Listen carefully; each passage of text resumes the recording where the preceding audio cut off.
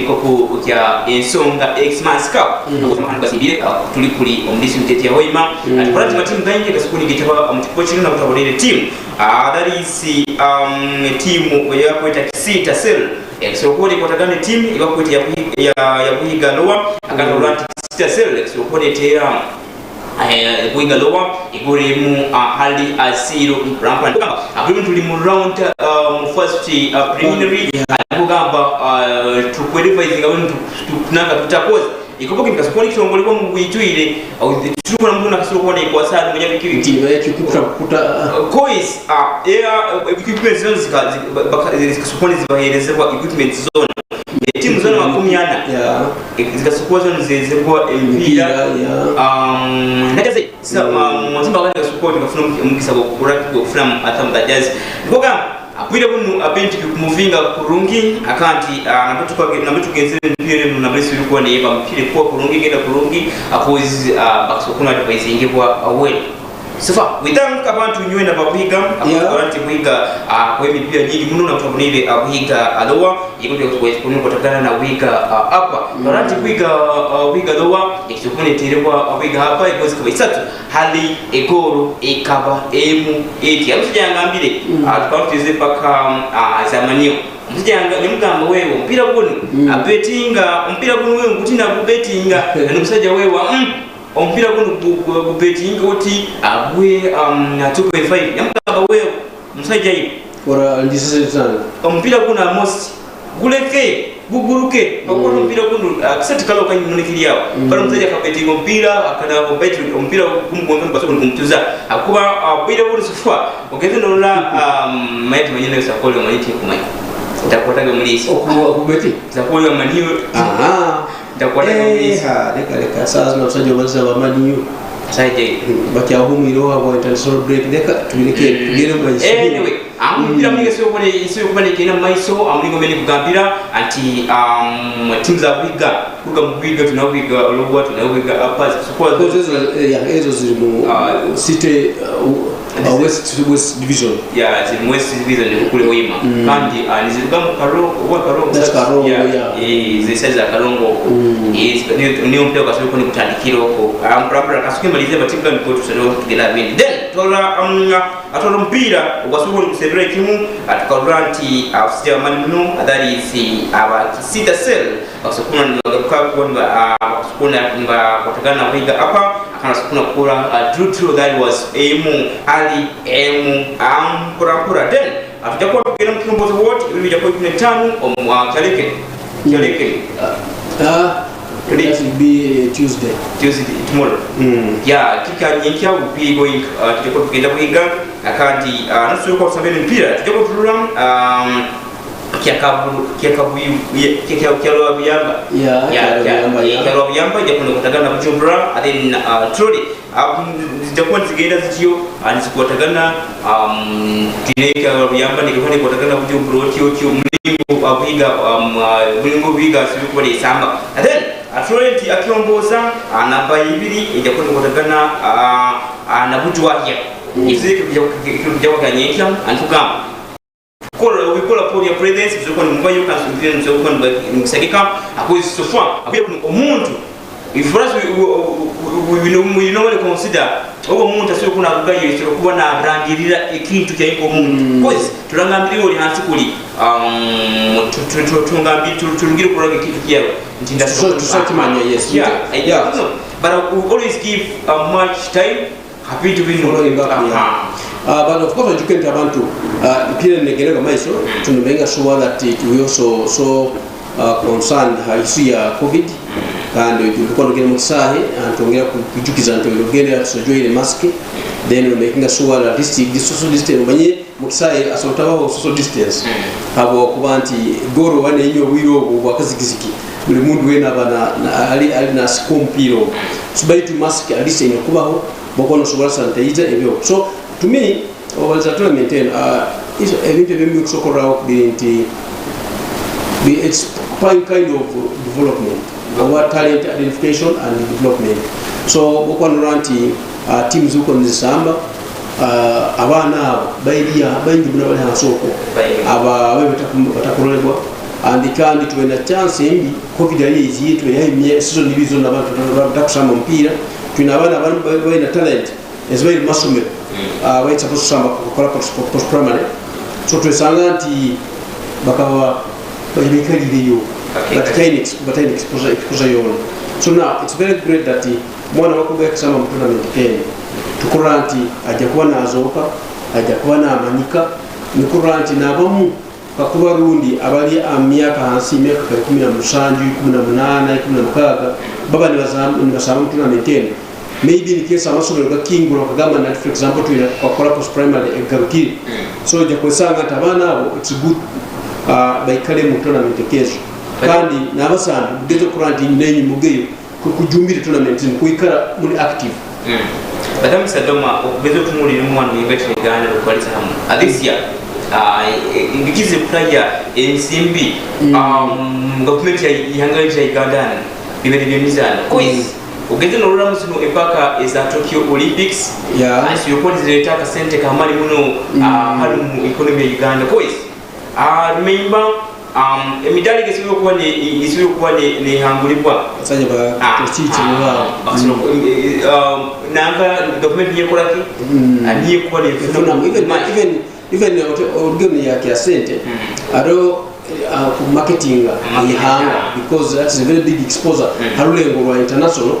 kuranti inywe nka ihanga muliyo kandi makafaminga kurungi na flag yetu ihanga yasokwane hugwa na national anthems kwande zilibwa harulengo rwa international so I think to me kikuru muno kuranti nka Uganda of course kwa balize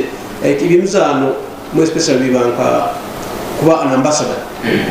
moye musendi kuranti inyo kabazani bana babagenze kuri kuranti ihanga kulitunda no kuteka amapa anyway kandi awiro nekyo atubineti masomero ekiziro kwerera bana sofa awire football talent yo mwana kuiruka janga kapira pine byande so it's really some pira bomba we have so very many talents asokuzina it's supporting your talent yo ina yukora iburamu but you for me mulimo boyini mulimo solo kwa because gimza mumoso bikakola ako is halona kinu nabegesa nabo okusanga amasomero agamani mani ati gakwenda kwenda ekisana amani nihewa elimizani ojukenti of course elimizani bino one abanda kusinga bakitwala kubanka ekintu kyokwejara but it is not so because boko no ranti abantu hanga katwanga kwa kana ali mwana akakona genda kusoma for example nafuna ali academically mugezi hanga ya muhira magezi dom class then aro hanga abaye talent nti omuntu ono wakuba atasomere kyoka aina chance ya kusokuturikira hana for example tuna basambiwa abura bamani musanya kaba kucharo Ronaldo bo hawo mamesi okurantwe akatwala line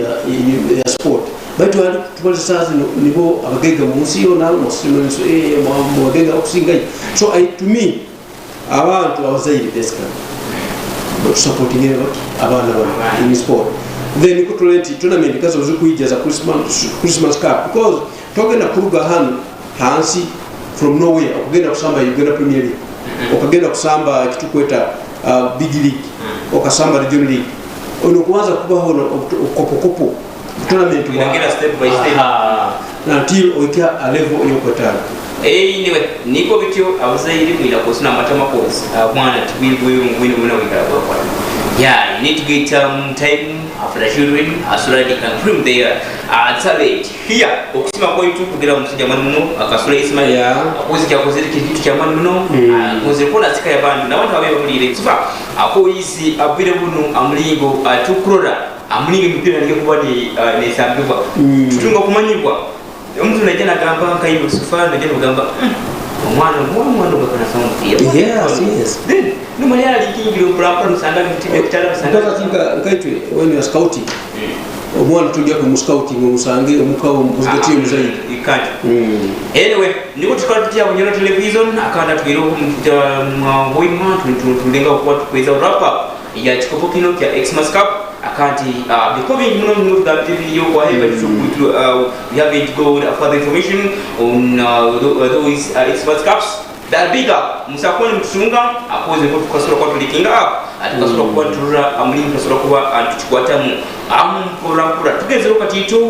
mu regional league tukalula nti regional league next okuletekanizibwa already baitu ekinzikati COVID-19 nakikabyakiizire kusaijayi bintu byona bisobola kuba nibigotana nabo tukoze bubiri bunu balaba kugemera mugenzi wange irukana amaani nikusobola okufuna nekati because bintu bigira kuba nibichanginga busawo kuzimba motoka batakugemere. In fact, by the way, no ikiboka kibejao nogiya abana bajyaga kwa masomero in January togagenda kurambura omwana wawe asomero nti otena kati so and abantu bageza muno ko mayito itwenda muri bintu bi kihwere ni utaki kujumbira because I give an example nti kabuli national division zero abantu bamaza ba nyoti yaki kyuka sazinu otagina ukana access ebintu bikusinga so abantu bagende begirese anyway ngene mwekebeze ankwese solo kwa tubera anunki kandi kimkyona solo kwa tubera kungundi ne mtsana kwa support ndoka mu officer because bilioni gani kasi certificate ye bi certificate togenda yo tingenze kozi ali oletelea kwa uka regional league hali kaba support tena jiko ikayokozi kuna bina in fact mwezi mwaka guno ikawa supposed kutandika even before then 2020 kabisa kwa nezanibwa but because of senyigia kambweni so to around the fixture nayo kaba suki ikasuki already so za postpone at Kolati Ediken that is Kitara Kitara region apoisi Kaliman regional ring na msetu galiyo kao galiyo itu afrais normally tugenda kuli mwetu kuli in fact mbolo waza Kitara region umuzo mungali bunyo television so kumwe fune exana kitogeze gotegeka Kitara region itandikira kuli hansi kasese nikontu tujja tutyo mpaka Kiryandongo so now but mulidi tu watu samba timba kazichwamu Albert na Edward so tusanga Edward inside za kuli Topotro Bugyo Kasese Bunyangabo Ogyonego erimu Albert I mean Edward so uno ito Albert tuinayo district Ngakagadi Hoima Bulisa Kiryandongo Masindi Kikube of course now at district so now ejo niyo tueta Kitara region so regional league ejo niko aleve esambiwa baitu ekachwebwamu michweka kwa kana nko kuranti butuba tuli kuno osanga msamba ufuna akuraba mu Albert then agena sokona kwatibwa na kwatagana na oli alikulu Edward so ejo niyo Kitara region in full. Okay, anyway, ijo nanga tuna metenu kabekere ile ibiro byokwezi 12 mwezi kumkaga ile kuno mwaka kwenyini akwezi koratu matimu 10 almost 10 na limu kuga madise kaka ukana nikabili kiteka ni okoli kokoraki okoli getaba mpakaze onkokurura screen ya wao ogezero kuliseza Masindi tukatunie matimu kaba Kaboma FC tuna timu kama Dav FC yes tuna timu kama Kirasa United akwa timu bona gatokali gakuruga kuli Masindi yes and then atugezere kuliseza Kagadi atukatune timu ya Kagadi United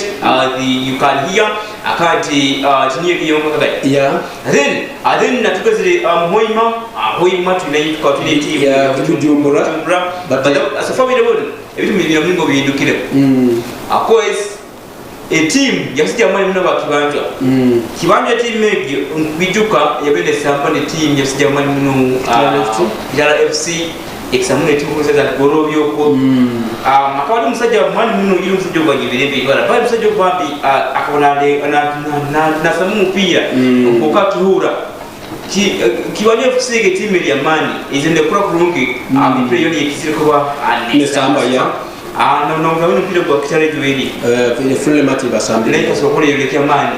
because timu ya Kitara yo atari timu yo kuchana kwenye atira timu ya mani je kibanje kura sokole kwa timu ya Kitara sokuma mazima genyini anelinga bidyo bakubikora bakura bakwera kwa lura bidyo muntu twaika nka twaikankasa zino tukakosoka tukwatete email tusagira baho tukasoka tukwatete email tusagira baho kwegeza mu yes in fact boko raha alengo hoima because teams ezina hoima zijja kusama kuchikoka kimka regional league tukura Bujumbura kwa gambire baitu Bujumbura eno niyo mu mateka eri registered kun mufufa alengo regional league na kibanjwa abo kwekenda kusamba mpira yenda kuja kwangu kusamba mu kikopo kino kya regional league ekasobola kuba ne kwatagana hamu na management ya mu Bujumbura so sasa timu ejja kusamba mu mabara ga Bujumbura United stroke kibanjwa then mateka kagamba baje kuhindura ibara the next season bamaze kubandi basambire group mu season emu then basoka kuchanginga ibara foka fule kibanjwa FC so abu control na timu ya Hoima tukura timu ka Victoria FC coach Apostle currently nabo timu gikairemo mu season mu league na it's one of the teams that is bit competitive Lengo region then tuna Kigorobya kaunti kule mchigorobya now in Hoima I'm seeing timu zija kuwa competitive Lengo runu tujakura kibanjwe ejo tiyanguhire because there was a signings nyingi muno fact nkabra ina wa samba bamu msigaza bakutaka ma fresh kwa nomanya akawa Kitara FC akawa Premier SS so alimtimu ya Kibanjo FC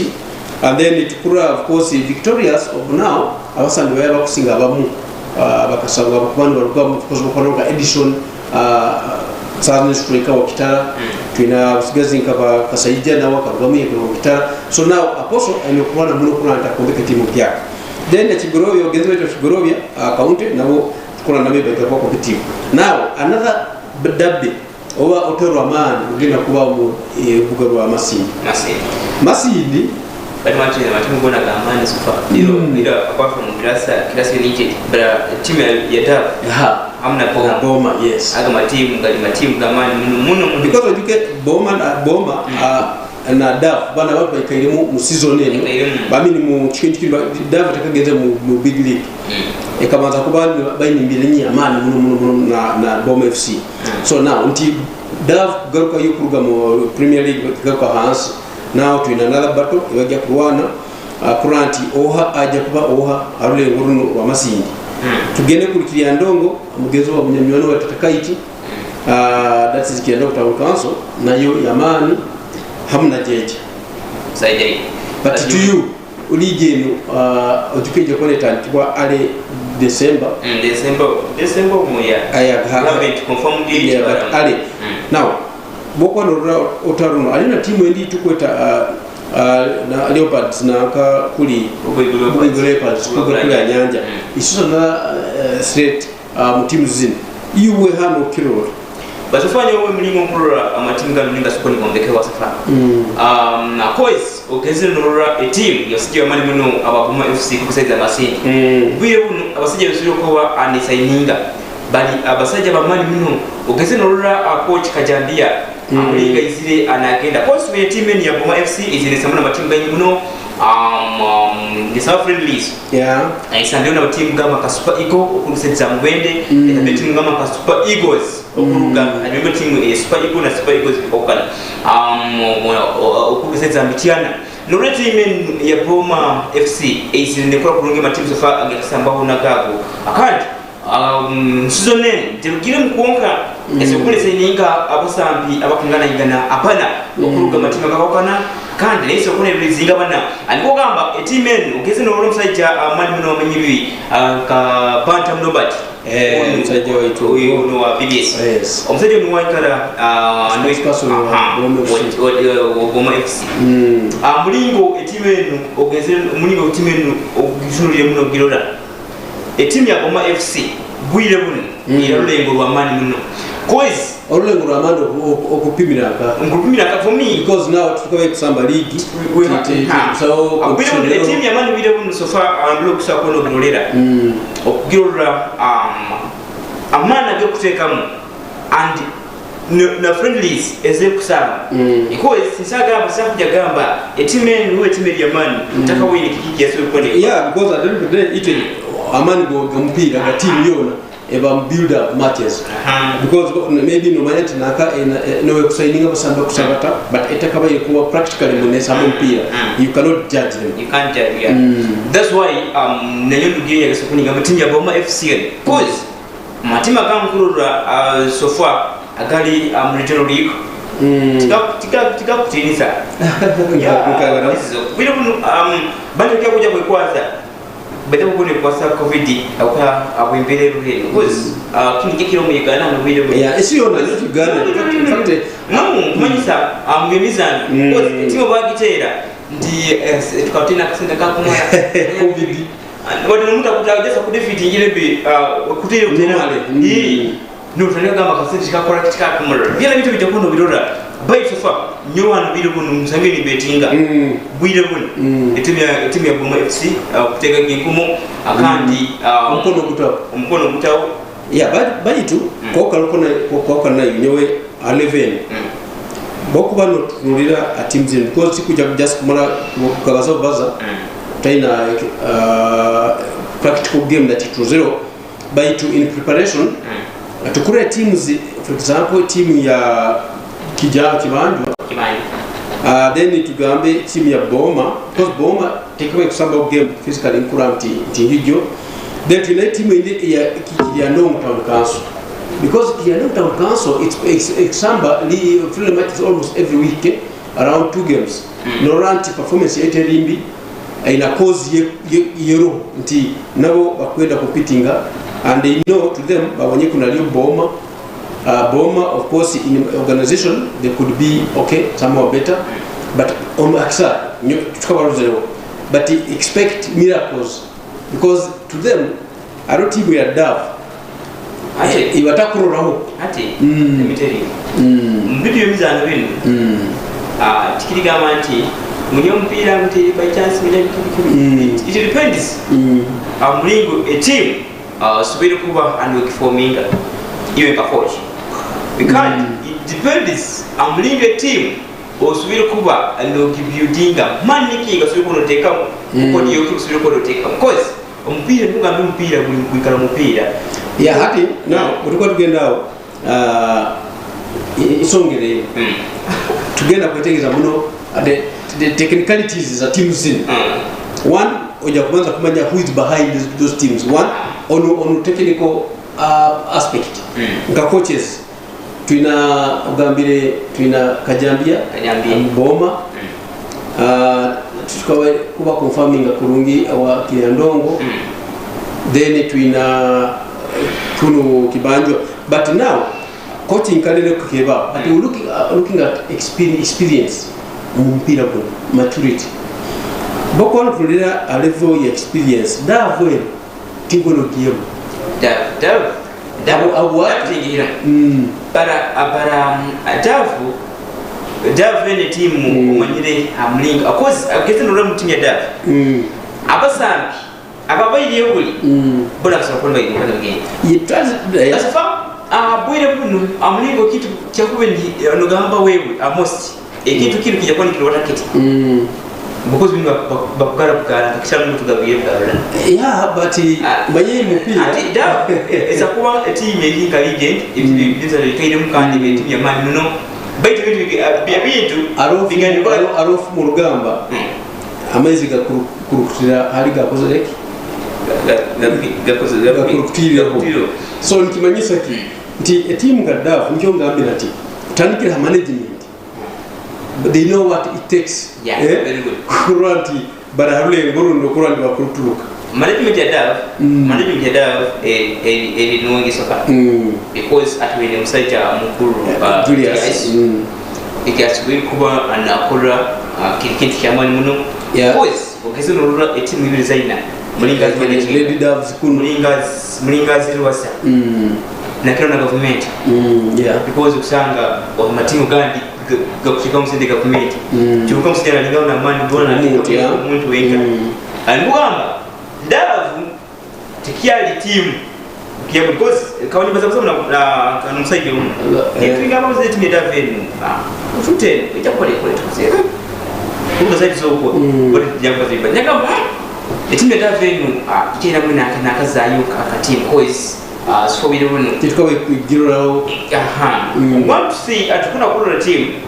so we don't move that zuko is drawing the precision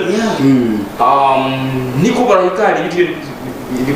because it is clear kurungu we don't need to win it and we need also clear clarification about the teams basambi tusaidie devan because to me ukoko ndora leo kugenda we expect very soon because now teams in every big cup in mwezi kumtaka wiro kunira atakuja kuba muliro mu precision games friendly matches zike kusambiwa so we shall be following anyway so ali okatwete bitubyerekeza baitu ikuruta byona kili timu juke ekuruga hano mu regional league niyo egenda mlengo oba big league but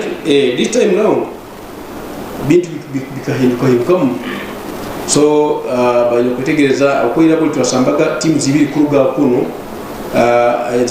eza mu Albert na ibiri kuruga mu Edward nizisamba nizifuna ibiri ezigenda kusamba ka tournament aka playoffs but now this time tubaja kuitaga muntu qualifying kuno na kufanya kuli but yangali umuntu agende direct because now teams zimna zija kwanza genda mu Uganda Premier League no you big league baitu zija kwa region ni taga timu emu so educate mu alengo wa Uganda tuna regions na so teams munana zija kuja kwa direct zigenda zitakuli kwa league tasambibu na kuno mu big league akwata kwa teams ku dropping has so that is the mode of play season end. Okay, that's how we do here on Kunjero Television. I think you've got that one very well. It's going to Gambia. Katu ilikuwa mwanga wakati katukuwasenda kwa wewe. Lekatu malire for big league yote so tumlokati. To get from for big league, already started in Uganda. For big league, current namu ikasokoni kingura mtongole ikika kiakachana. Yeah. Always we not have Tobina Boyle, comes from Katito. Ye, tukwa kwa kufanyia karikimu wasilikuwa kitegeleza kugamba abuya runi itimete atchara ekran kurungi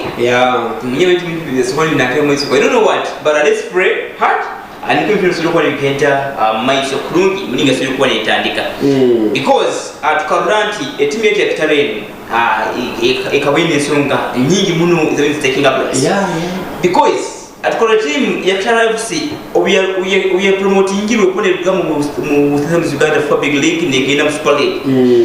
nito kwenye muntu wewe nakagesa ukona kesamba ndio ndikakona club yaye manyo trezor we don't know what happened abara and team yasiruko ni endinga and galukira hansi bas for bile kun current bakuna recruiting bakuna sesa team yon yesiyo kuba nebaho kandikira coach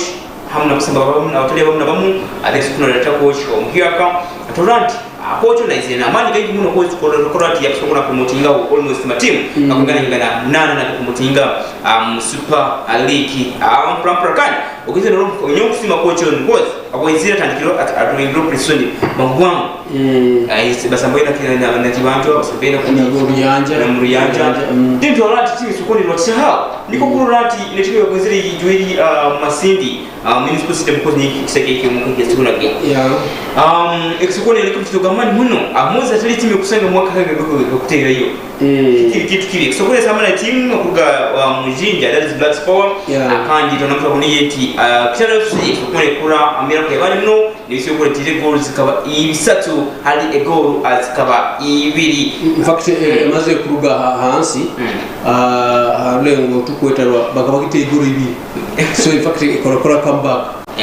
niko mkoraniro kwa mwani muno then tukalikuwa kusukoni kwa mwalicha njama yokubanza tori yakabe kusukoni na Edson ni agondese then agondese Edson ni tumu then adore ya sembele kusukoni kwa msijema ni mnyuri nka Patrick Mgume kwa so kwa hiyo kwa isato hali ekoro aziri kaba ibiri prapura opena match kusukoni jaga kurungi I think basically it was good kurati team ene kasokwa nefuna win because to me akusikira Kitara FC nkwe baile kakuba yabaile losing the game when it was going to be a very big problem to Kitara FC because you can't even ebintu bingi muno bizi bingi muno abantu bazakinu team egwire team tena basambi team tena management kandi urugira kusambira mpira masindi abantu kakuza waki basically ensonga ya kusambira masinda maybe abantu kibenda kutegera kimuti one of the qualifications wako kurante omutindo osobola kuba no samba mu league one of the requirements habokuba obota indexaye kilo offense kila wall fence kali na perimeter fence kila dressing room toilets so kurante fuf muhoima etaina ekisaye kito kusambira weke kigaya kikapata qualifying abokuba kitikina kitukweta wall fence na ebitabu bire kutagisa na yeah so now at the end of the day bokuba no ranti team ekugega single pira guno Kitara it's a very big boost current na coach because you can't coach Makumbi niwe coach mjaka wa timu yenu Makumbi ya baitu kurugai akagamba akwa yasambira mpira na kibanja 0-0 kaba draw ya 0-0 abantu bakabaza bingi buyageze mu Ruyanja upira bukawa 3-2 baragamba timu ya Ruyanja kusambira timu ya big league in the first division kora 2-3-2 kumweza Kitara ni check abantu baza bingi baitu good enough ya sokona rugayo ne kora comeback kusinga mpira kwa Australia which is going to be a very big boost and how they are playing a game ya kusamba weekend and kyakanakem ya kora gena kitume kusamba another game so to me it was a good game for our own that is Kitara FC tukeni yotu ina SARS ni yonka mwalengo wa Big League akuba buli kama mu Uganda Premier League bagisaraho ya so ni yoka tuinde akantu correct ni mwana tuina muka kusagika anyway tunakuteka mali because going to kuswa kwa ni crack iswa kwa gate amaiso ndeka tubule mukatite muno tunywe moto wiz dakike mwibiri atujoko tugaruka n'ibintu bingi muno atinayo rugby 7 series asija muri muno Black Blades bamalire akubona singula that is the first attack kuli region ya Soroti Black Rokan kulo netball now tunaye mahuri atali sofa atukwatile Municipal League then SMC Uganda Cranes Black Pro. Love you so much. Gamba ikaraba kunyo television. Don't forget to follow us on YouTube, Instagram, Facebook, Snapchat, TikTok. Hona Bunyoro TV. You can't. Leka tugaruke. Kill your stains. How mtija wange. Kocha Nagama. Okay. We love you so much. Leka tugaruke.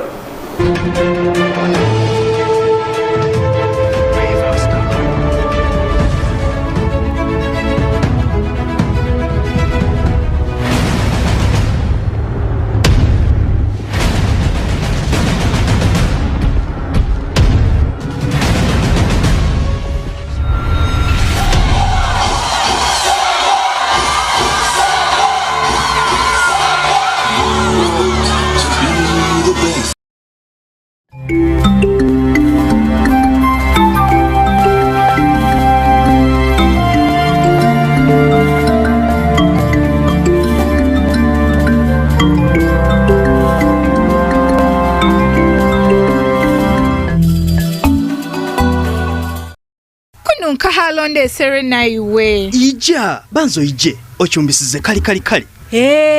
ono muhe bitoke ne bihimba nyogo mpe bitoke ne nyama naiwo hakuliye bihimba oija kubinulirwa nankaiwe kiki waitu lekeraho nayiwe sahani yabandi twija kuswara nayiwe bojenyo mukazi achumbisize geki achumsiza kanzari katayari kare pauda bojo inywe kahingura ine muija kuikiriza akanzari akatayari kare pauda kakwikibao abakesi products omusubizi kasange owa mzigo mkikubo mukono jinja hamna mitiana no maduka gona omuihanga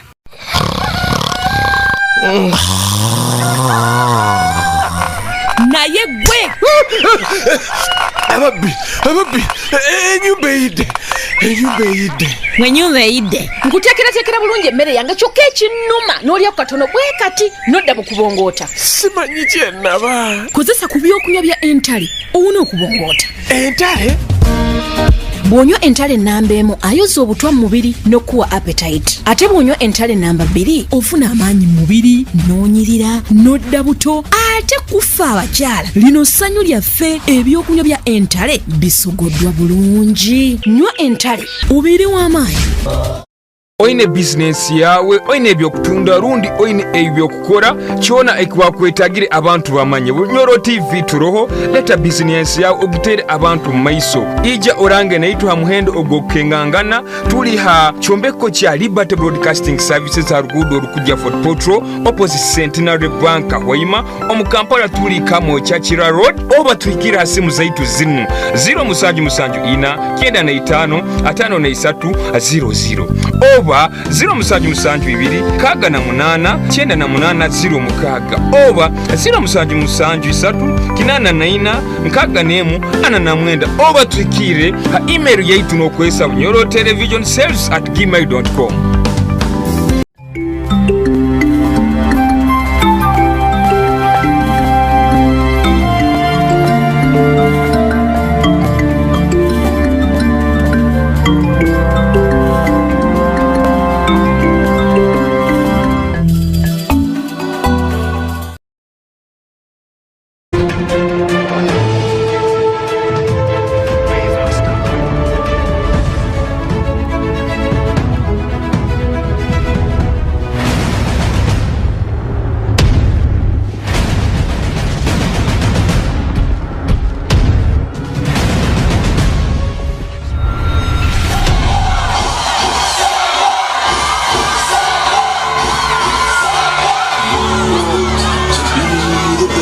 akandi kyoketi kipisembayo ekyokyaitu ekya kabiri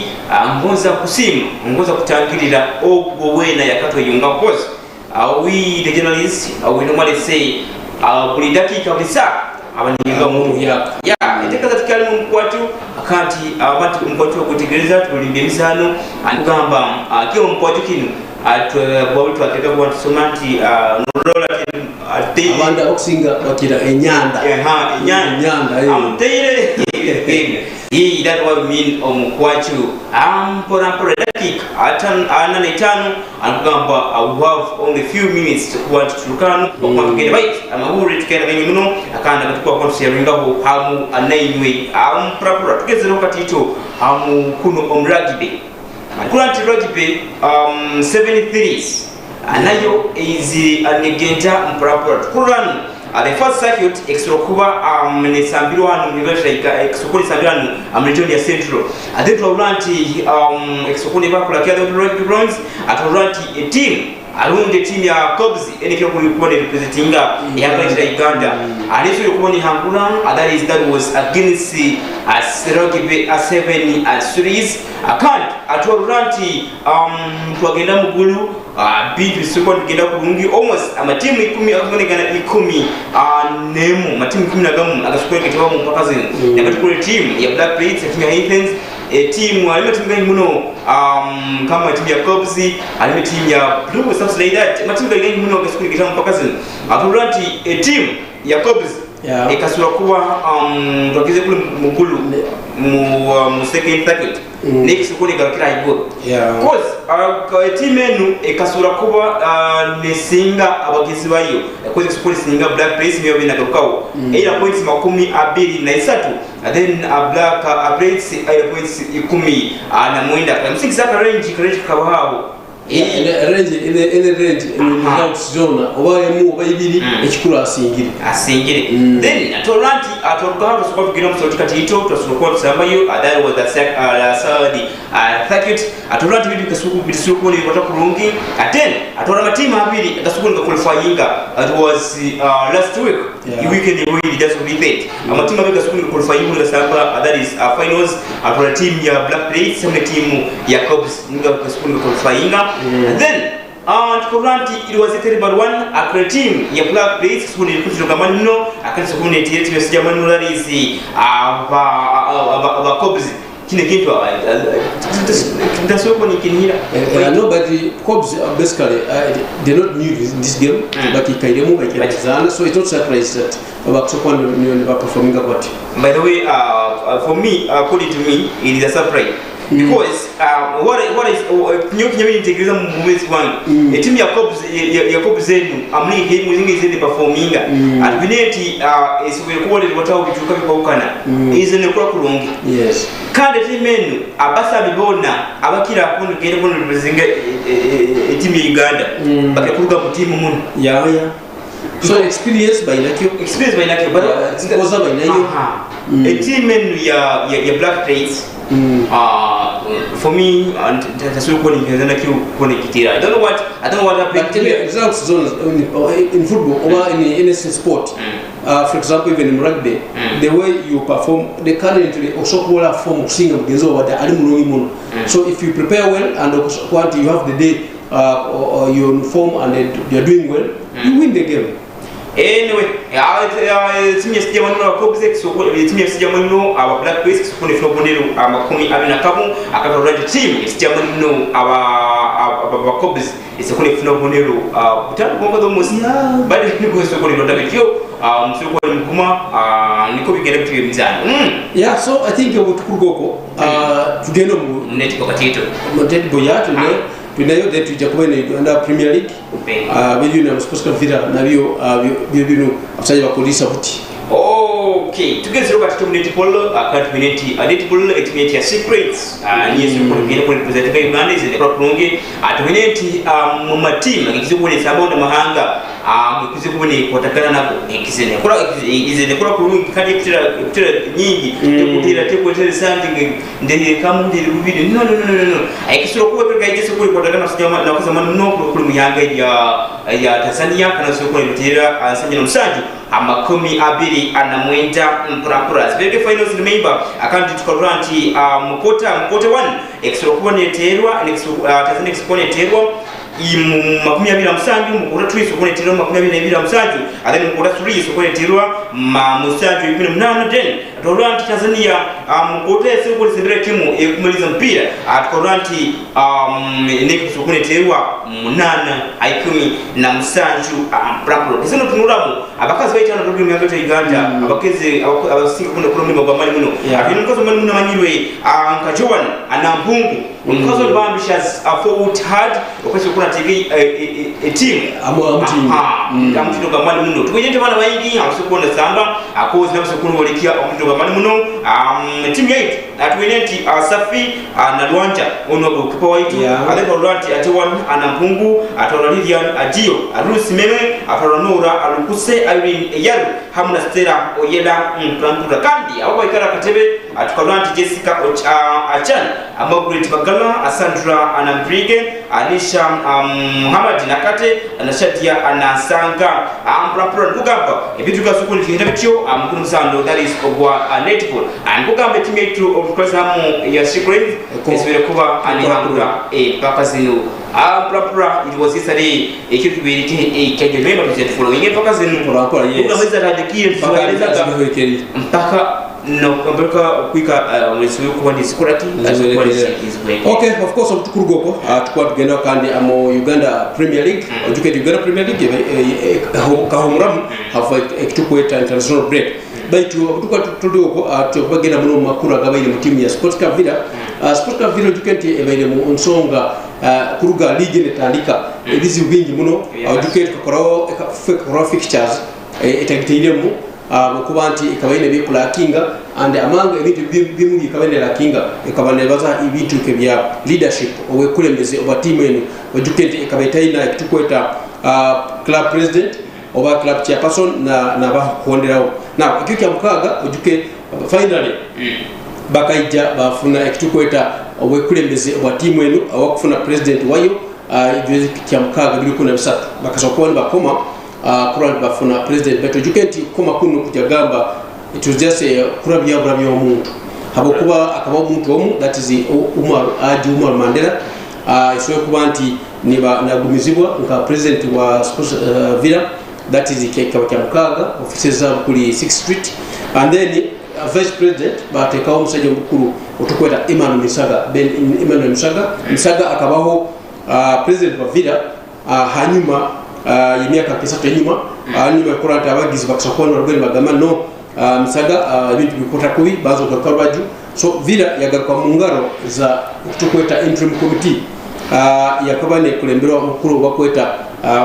William Nkemba kandi ekyo we hanyuma yokuranti na running club mpaka kya mukaga niyo yakwasize president omuyaka Umar Mandela. Now mulebyo Villa utukenti kaba performance elimbi the last game basambire kujuka bakasama na timu ya Wakiso Giant bakabatera goal 3-1. Now sasa tukubaliza Villa bakubalisa man mind Villa nu tikali following akubya kumkwezi komka because elections za Villa zinu azide anisalwalizazi kagera no mpoti afaruranti akasura kono waikara before COVID-19 first attempt komba wakabaza kuba speed then from there bagenda quarantine msikizo kueta alan kasokuba tena gembide yagenda mkoti holding elections toranti zikasokoni zaibiri kuna mukaga kuna msanje kwezi kwa mukaga marande toranti bagenda mkoti akuba anabasasa msunga size nazimwamo and then atwino kuma kwa Villa kuno bizimwe joye kwa basobora then finally not make win position about make win career faktu kabeno mkuru ndi ono unamateka segona nawe in fact niwa kabana lidinga wiro baina mbide and atia niwa kwekulembera chonka harba yakagamba ntika ngere nti segona ngere ata side B bagamba aho watakuja kutoa timu ya Villa kandi ina ushiki wingi muno mutawuni muno okubawazo wa musinza kati wa ngoraracho so interview na nini zili yopinigo teammate ya Villa and very interesting Umar Mandela akabaho ojuke mu club nka treasurer wa president wa club ya Villa kurugia kimu miaka ya 1998 99 then yasobora kuba anti ali hansi ya president then bamutaga Franco Mugabe wa Sports Club Villa then Sajon timu Villa twale kuko byo yatoyi akabali so yamara yarugamu yagamba abame myaka maze myaka 15 agemo ndio mpira in fact 17 years ne myaka the 16 years the 16 championship ya Villa igira record Umar Mandela na gina mkono. So now tujakuwa on vile kwa mahumi ya Villa kiamka ya Villa ijakuwa ne kungira express so express kwa wanji teams ndiwili by the way ati team ya express timu itanikirigia ni kwa kitanigera na igaruka cause igaruka because nyokale mkizekuwa ni robo timu gani muno kuna mbali kuli timu ya express yo kuli kimulio kwa amani muno ya Roycopo ya Uganda Premier League ya Roycopo ya Sikafa Kagame bado bagije blobi bila muno atiko kama igera ni igaruka wegezi mpaka zineza CAF Champions League ekasoko ni timu ya Almeru kandi soko ni ya Tama ni ya mwe timu ni pose kazi ndio ikize kule sandwa ikize kule